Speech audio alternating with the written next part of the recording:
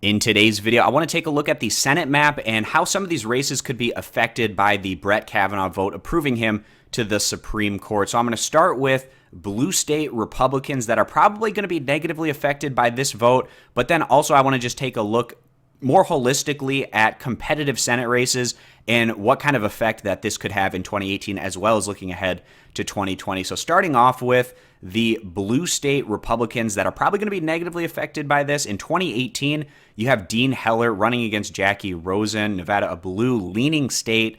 Also, Jackie Rosen, a woman, probably helps her out getting that encouragement and enthusiasm from women voters in the Democratic base, as well as independent women voters that might swing over to Jackie Rosen to change things up here in the state of Nevada.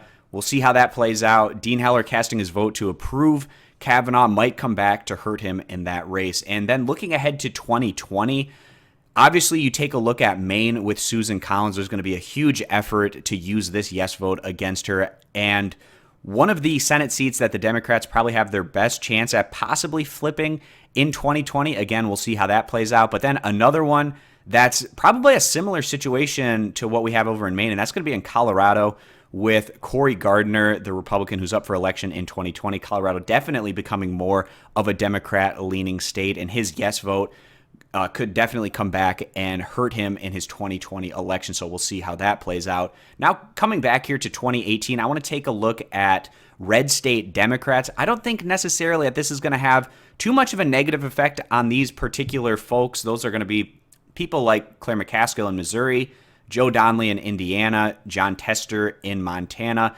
and then also taking a look at Heidkamp in North Dakota, all of them voting no. And it's a situation where they could pretty easily ride the fence if they decide to go that route, where they can say, well, I wouldn't necessarily voted no against this nominee. I just needed more information. It was a rushed hearing. The investigation was too limited in scope. We needed more information before we casted our vote on a lifelong nomination to the Supreme Court. So I think it would be pretty easy if they wanted to ride the fence. Also, if they were just firm in their no vote, I think that probably wouldn't have too much of a negative impact either, because if we take a look at Brett Kavanaugh, he's underwater with his approval numbers, the lowest approval rating of any person ever put on the Supreme Court. So I just don't think there's too much of a strong case to be made, even in these leaning red states where you could probably damage these incumbent Democrats because of their no vote. Again, because they can decide to ride the fence pretty easily if they want to, or the fact that they did vote no, that's probably enough to rile up their base, especially get a lot of women voters out to support these candidates. We'll see how that plays out in these races. Heidkamp, the one that's in the toughest race right now, and North Dakota being a bit more than a lean red state, certainly probably another step or two further than that. Going to be a tough race for her, whether she voted yes or no in that sense. But then also going over to West Virginia, where the only Democrat that voted yes for Kavanaugh, Joe Manchin, kind of taking a situation where he took a look at the playing field and saw that Kavanaugh was going to get approved and just taking the easy way out where he didn't have to have any controversy in his home state, which is a very leaning red state at this point in time in West Virginia. So not likely to hurt Manchin at all, the fact that he did vote yes in that scenario. And then a couple of other 2018 races where I don't think that these votes are going to have too big of an impact. Obviously, you look at Tennessee, Corker not running for re-election. Blackburn obviously would have voted yes, as well as Bredesen. So I don't think one way or the other that's going to play too much of a role here in the Tennessee Senate race. And then also looking at Texas, a very conservative state. They probably don't mind Kavanaugh on the Supreme Court. Ted Cruz voting yes. I don't think that's going to be too big of a deal for his voting base, obviously. And then Beto O'Rourke, people know that he would have voted no for this nominee. I think that could possibly help him out, encourage those women to come out and vote in larger numbers.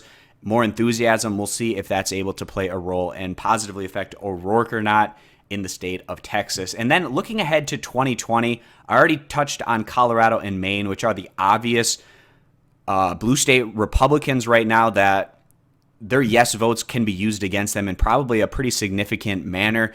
Some other states where I don't think it probably has quite as much of an effect, but still states where Democrats are going to be trying to pick up in 2020. We take a look at seats like John McCain's old seat here in Arizona, where if the Democrats are able to pick this one up with Sinema, They probably feel like they're going to have a pretty good shot at maybe picking this one up in 2020. But again, I don't think that this particular vote is going to have too much of an effect on that. Same in Iowa.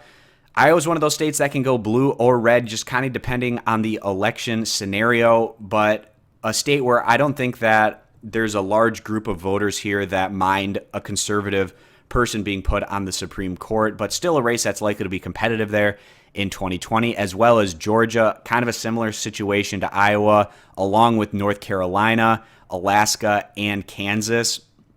All 2020 seats where Democrats could possibly make things interesting and competitive. It's just that these are more red-leaning states, so the fact that you're putting a conservative on the Supreme Court, I don't think it's something that in these Senate races can be used against the Republicans with all that much of a positive effect. Again, the states that it's going to likely hurt the Republicans are going to be in Maine and Colorado in 2020, but not too much outside of that. So that's pretty much going to wrap up this video, guys. I thought I'd take a look at some of these Senate races that could be affected by that vote for Brett Kavanaugh. And if you're interested in more of this type of analysis in the future, you can click that subscribe button. Hope to see you back here for future videos. Bye, guys.